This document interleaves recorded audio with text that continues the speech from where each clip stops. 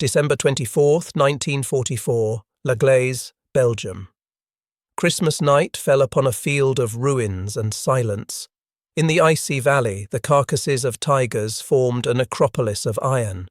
The massive silhouettes, frozen in frost, seemed like prehistoric beasts dead in mid-charge. The icy wind seeped between the deformed armor plates, making the echoes of a vanished army sing. In a collapsed barn, a few men from Kampfgruppe Peiper shivered around a meagre fire, fueled with planks torn from half-tracks.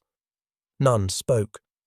Their black uniforms, once symbols of prestige, were now just rags covered in mud. Peiper, sitting against a stone wall, watched them silently.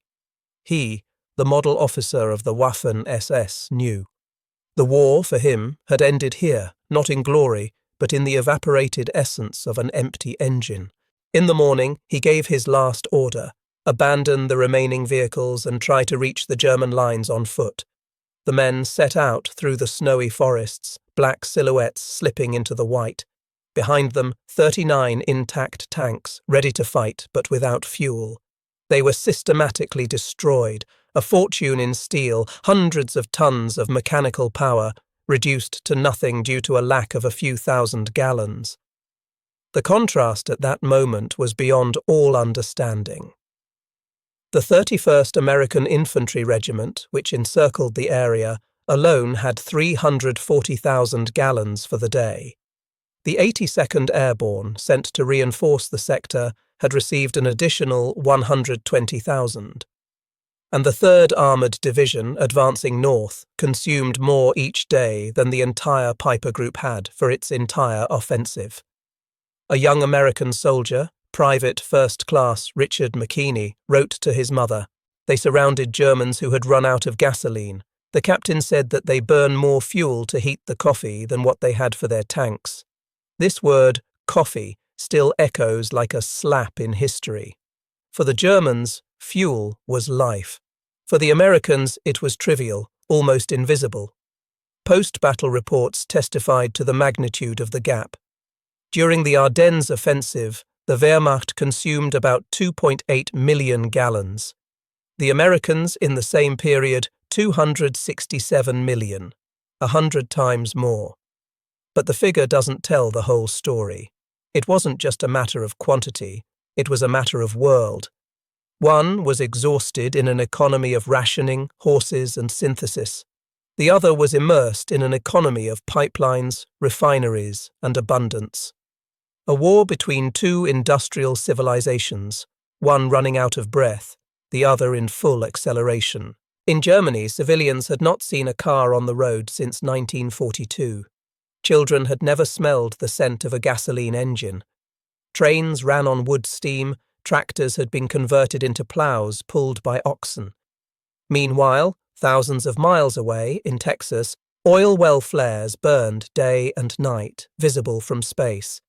America had turned oil into an absolute weapon. The figures were conclusive. United States, 1.8 billion barrels produced in 1944. Germany, with synthesis and Romania, 33 million. Japan, 2.6 million. The entire Axis produced less than 2% of American oil. German prisoners captured in the Ardennes were more struck by American logistical grandeur than by its military power. One of them, Obergefreiter Karl Reichelt, declared during his interrogation, "We knew you were many, but we did not know that you could afford to waste. Your soldiers throw away chocolate, wash their hands with gasoline. That is what broke us." At Hansfeld, Peiper found 50,000 gallons. That meant everything to him. For the Americans, it meant nothing. At that moment, the war was already over. The following decades only confirmed the lesson.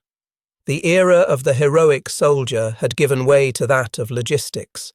Modern wars would be decided not by bravery, but by production, by industrial capacity to feed the war machine.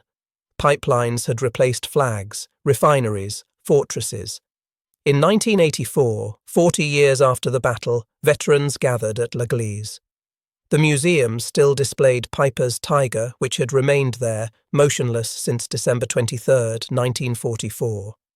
an iron monument in the midst of eternal silence. A former German tank crewman, Karl Wortmann, stood there alongside an American veteran, Roy Anderson. Anderson asked, "We always wondered why you stopped." "We thought it was tactical." Wortmann burst out laughing joylessly. "Tactics?" "We were empty. You had as much as you could burn oceans. We had not a drop left." Anderson remained silent for a moment before answering softly, "We didn't know you missed it so much. We had so much that we didn't even think about it anymore. 2 men, 2 different wars. One measured war in litres, the other in millions. One fought for each jerry can, the other burned mountains for comfort. The Tiger of Laglaise is still there, its rusted tracks frozen in the snow, its tank empty.